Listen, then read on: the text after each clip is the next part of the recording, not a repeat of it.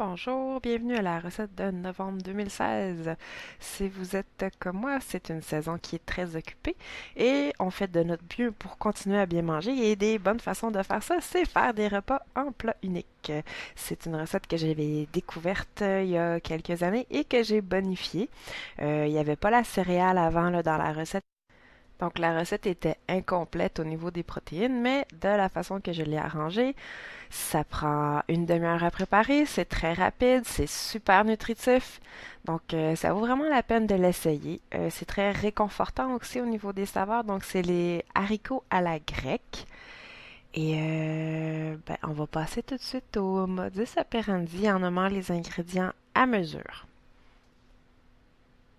Donc, dans un chaudron dans lequel vous feriez de la soupe, on va mettre un fond d'huile. Ajouter 3 gousses d'ail que vous aurez hachées. On va bien enrober, on va faire revenir les gousses d'ail un petit peu. Après ça, on va rincer une conserve de haricots, préférablement blancs, préférablement de Lima. Autrement, si vous n'avez pas ça, mais que vous avez d'autres haricots, vous pouvez prendre les autres, il n'y a pas de problème. On va ajouter les haricots au chaudron, on va mélanger un peu et on va laisser aller quelques instants.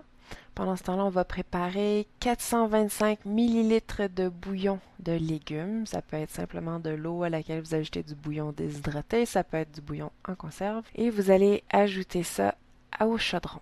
Ensuite, on va commencer à ajouter les assaisonnements. Donc, 2 feuilles de laurier, une cuillerée à thé d'origan sec. On va poivrer et on va saler en fonction du niveau de sel de notre bouillon, bien sûr. Ensuite, une conserve de tomates en cubes, idéalement bio, idéalement des conserves sans BPA. À cela, on va ajouter un oignon moyen haché et le jus d'un citron. Là, je fais juste monter un citron, mais j'ai mis le jus seulement filtré. Et pour la céréale qui n'était pas là avant, donc on ajoute une tasse de sarrasin écalé. Je vous ai déjà parlé des bienfaits du sarrasin dans d'autres recettes. Et une fois qu'on a tout mis dans le chaudron, on va mélanger.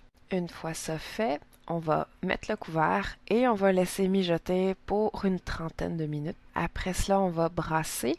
Le sarrasin peut attacher au fond, donc on peut porter attention, mais il se décolle quand même bien là, en une demi-heure. Il n'y a pas le temps de coller tant que ça. Et on va ajouter une conserve d'olive noire entière en saumure qui va avoir été rincée avant. Et c'est prêt à servir.